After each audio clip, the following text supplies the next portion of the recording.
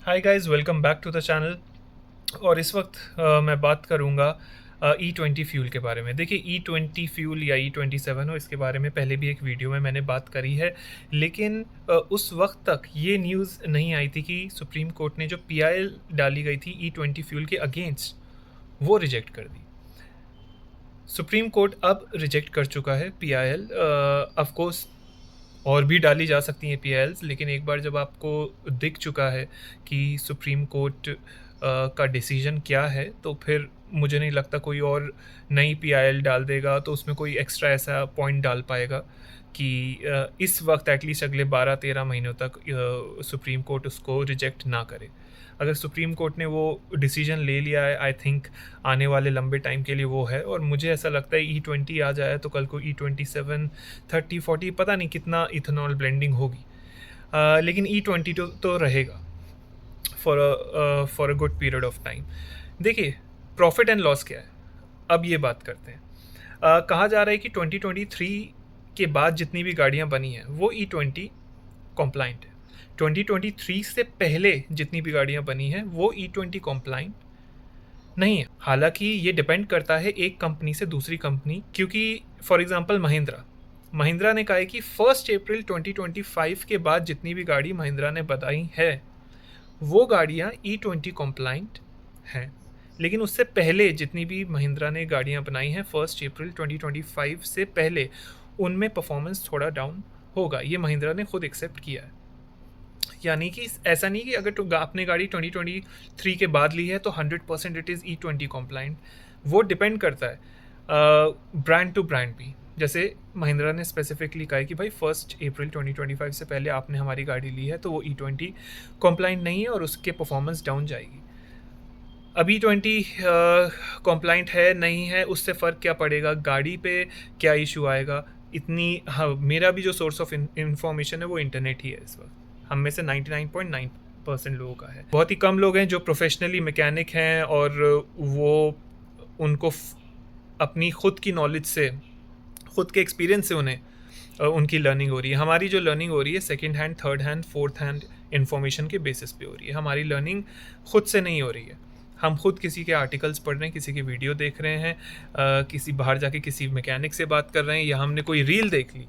वो रील में है कि भाई गाड़ी टो होके क्रेन ले जा रही है क्योंकि उस गाड़ी में E20 फ्यूल कई दिनों तक था, गाड़ी चली नहीं, कोरोजन हो गया टैंक में। और कोरोजन भी इतना ज़्यादा दिखाया गया कि पता नहीं है, इतना तो 10 साल में रस्ट निकलती है टैंक से जितना उसमें 20 दिन में दिखा दिया गया। तो एक पैनिक सिचुएशन है। अब जो पब्लिक की हिस्ट्री है, अगर आप हमेशा देखेंगे, एक बहुत अलग स्ट्रीम का मैं एग्जांपल लूँगा। जब कंप्यूटर आया था 90s में, तो पूरे इंडिया में एक प्रोसेशन निकला था कि भाई कंप्यूटर्स को बंद करो क्योंकि ये नौकरी खा जाएंगे। ये लेकिन आज क्या हो रहा है, कंप्यूटर से और नौकरियां बढ़ रही हैं और ज़्यादा प्रोडक्टिव हो रही हो। तो मैं E20 फ्यूल का सपोर्ट नहीं ले रहा हूँ, पहली चीज़। ना मैं E20 फ्यूल के अगेंस्ट हूँ ना साथ हूँ। इस पे R&D होगा, इस पे देखा जाएगा क्या होगा। अब ये वाली सिचुएशन आ गई क्योंकि E20 फ्यूल तो अब होगा ही, उसी के साथ हमें एडजस्ट होना है, हमारी गाड़ियों को एडजस्ट होना है। अगर आप बहुत पैसे आपके पास है, आप हर साल गाड़ी बदल सकते हो तो फिर दैट्स ग्रेट। अगर आप 5 साल, 10 साल, 15 साल के लिए गाड़ी लेते हो तो फिर इट कुड बी प्रॉब्लमेटिक। अगर एक्चुअली E20 से ये सारे कोरोजन हो रहे हैं, डैमेज हो रहा है गाड़ी में, अब सवाल ये है कि क्या किया जाए, तो सॉल्यूशन क्या है और प्रॉब्लम क्या है, इस पे बात करते हैं। देखिए, जो इसके बेनिफिट्स हैं वो गवर्नमेंट बता चुकी है। वो ये है कि जो हमारे फार्मर्स हैं उनको बेनिफिट मिलेगा क्योंकि इथेनॉल जो है वो शुगर केन से बनता है, इन्वायरमेंट के लिए अच्छा होगा, इससे पॉल्यूशन कम होता है, इंडिया की डिपेंडेंसी दूसरे देशों पे कम हो जाएगी, इकनॉमी के लिए अच्छा होगा। ठीक है, वो फ़ायदे बहुत अच्छी बात है। नुकसान किसका है? जो गाड़ी के ओनर्स हैं, जो स्पेशली जो मिडिल क्लास लोग हैं, जो कि हर साल एक नई गाड़ी अफोर्ड नहीं कर सकते हैं। अब इसमें क्या नुकसान है उसके बारे में बात करते हैं। देखिए, कुछ ना कुछ एडजस्टमेंट्स तो गाड़ी में रिक्वायर्ड होंगी ही, क्योंकि जब कंपनीज़ खुद कह रही हैं, जो गाड़ियाँ बनाती हैं कंपनीज़, वो खुद कह रही हैं कि भाई हमारी गाड़ी इस साल के बाद E20 कॉम्प्लाइंट है और उस साल से पहले की गाड़ियाँ E20 कॉम्प्लाइंट नहीं है। तो ये बात जब कंपनी कर रही है, इसका मतलब E20 फ्यूल के हिसाब से कुछ गाड़ियाँ कॉम्प्लाइंट है, कुछ नहीं है। यानी E20 फ्यूल कुछ ना कुछ तो इम्पैक्ट डालने वाला है गाड़ियों पे, ये चीज़ तो क्लियर है। क्योंकि कंपनी जब खुद कह रही है, जो गाड़ी के क्रिएटर्स हैं वो खुद ऐसा कह रहे हैं। ठीक है, तो हम इसको बिल्कुल नज़रअंदाज नहीं कर सकते कि अरे भाई E20 फ्यूल से 0% फ़र्क पड़ेगा, नहीं। फ़र्क पड़ेगा, लेकिन किसी भी कंपनी ने ये नहीं कहा है कि इंजन ही बैठ जाएगा। ये बातें हमने सिर्फ ये एक्सपर्ट से नहीं, ये हमने सुनी है इंस्टाग्राम रील पे। जो एक्सपर्ट्स ये कह रहे हैं कि भाई माइलेज ड्रॉप होगी, कुछ ये इश्यूज आ सकते हैं, हो सकता है जो फ्यूल पाइपलाइन है उसमें कोरोजन हुई, लेकिन ये सब एजम्पशन है, या आपने बस इंस्टाग्राम रील पे देखा है। अगर आप फर्स्ट हैंड इन्फॉर्मेशन के पीछे भागोगे, अभी तक तो ऐसा सुनने में नहीं आया है, लेकिन ऑफ कोर्स E20 फ्यूल का जो एक्चुअल R&D है, हालांकि कंपनी E20 कॉम्प्लाइंट गाड़ियां बना चुकी है 2023 के बाद से, या महिंद्रा के केस में 1 अप्रैल 2025 के बाद से, लेकिन उसका एक्चुअल इम्पैक्ट गाड़ियों पे क्या होता है, क्या जो कॉम्प्लाइंट गाड़ियां बनाई हैं E20 के रिगार्डिंग कंपनीज ने, क्या वो सक्सेसफुल हैं, ये सब पता लगेगा कब, जब वो गाड़ियों में डलेगा E20 फ्यूल, और उसका 1 साल बाद मुझे नहीं लगता 12 महीने से पहले हमें कुछ भी जवाब मिलेगा। हो सकता है हम जितना ज़्यादा पैनिक कर रहे हैं उसका कोई फ़ायदा नहीं, इतना फ़र्क पड़ने ही नहीं वाला है गाड़ियों पे, और हो सकता है कि ये बातें सही हो, ये भी हो सकता है। मैं कोई मैकेनिक नहीं हूँ, मैं सर्विसिंग खुद से नहीं कर सकता अपनी गाड़ी की, तो मैं टेक्निकल नॉलेज बहुत ज़्यादा नहीं दे पाऊँगा, लेकिन मैं इतना ज़रूर कह सकता हूँ कि ये ह्यूमन नेचर है। जब कोविड भी आया था बहुत ज़्यादा पैनिक हो गया था, लोग पता नहीं क्या क्या चीज़ें, आपको याद होगा कि हम घर में नई नई चीज़ें बनाने लग गए थे, ये वाला मसाला खाओ, वो खाओ, कोई बैलून फुला रहा है इससे कोविड नहीं होगा, ऐसी ऐसी चीज़ें, वो आके चला भी गया, देखो चीज़ें नॉर्मल हो गई। तो हम पैनिक बहुत करते हैं। वो एक फ़िलॉसफ़ी है ना कि पानी जब जितना ज़्यादा डिस्टर्ब्ड रहता है, आप उसमें अपना रिफ्लेक्शन नहीं देख सकते हो। जब पानी ठहरा हुआ होता है, आप उसमें अपना रिफ्लेक्शन देख सकते हो। तो अपनी जो सोच है, आप घबराओ मत, जितना ज़्यादा घबराओगे, पैनिक करोगे, सॉल्यूशन से उतना दूर होते जाओगे। जितना ज़्यादा आप ठंडे दिमाग से सोचोगे, सॉल्यूशन के उतना पास पहुँचोगे। तो सबसे पहली चीज़ हमें ये करनी है, पैनिक नहीं करना है। रिसर्च अच्छे से करनी है और ये देखना है कि इसका सॉल्यूशन क्या है। प्रॉब्लम हमें पता है, E20 फ्यूल आ रहा है, शायद हमारी गाड़ी कॉम्प्लाइंट नहीं है, अगर हमने काफ़ी पहले से की पुरानी गाड़ी है, और अगर E20 कॉम्प्लाइंट गाड़ी हमने ली भी है, जो कि कंपनी कह रही है इस डेट के बाद से हमारी गाड़ियाँ E20 कॉम्प्लाइंट है, तो भी कुछ नहीं पता, क्योंकि उसका R&D नहीं हुआ है। कंपनी ने ठीक है एडजस्टमेंट्स करके दे दी, क्या वो एडजस्टमेंट सक्सेसफुल है, ये तो 1 साल बाद ही पता लगेगा। E20 फ्यूल अभी आया है, एंड ऑफ 2026 में पता लगेगा वो जो कॉम्प्लाइंट गाड़ियाँ कंपनी ने बनाई हैं, क्या वो सक्सेसफुल रही या नहीं रही। तो अब इसका सॉल्यूशन क्या है? सबसे पहले थोड़ा सा पेशेंस रखें, दूसरा रिसर्च करें, आप सर्विसिंग जल्दी कराएं। तब तक के लिए एक बेसिक कॉमन सेंस वाला अगर मैं प्रिकॉशन बताऊं, सॉल्यूशन तो नहीं, ये प्रिकॉशन है, वो ये है कि अगर गाड़ी की सर्विसिंग आप 10,000 किलोमीटर पे करा रहे हो, अगले 1 साल तक के लिए आप 8,000 पे करा लो सर्विसिंग। इतना प्रिकॉशन लो, जल्दी इंजन ऑयल चेंज होगा, एयर फिल्टर चेंज होगा, ये सारी जो सर्विसिंग में जितनी भी चीज़ें होती हैं वो होगी, पता लग जाएगा गाड़ी पे क्या इम्पैक्ट आ रहा है, क्या नहीं आ रहा है।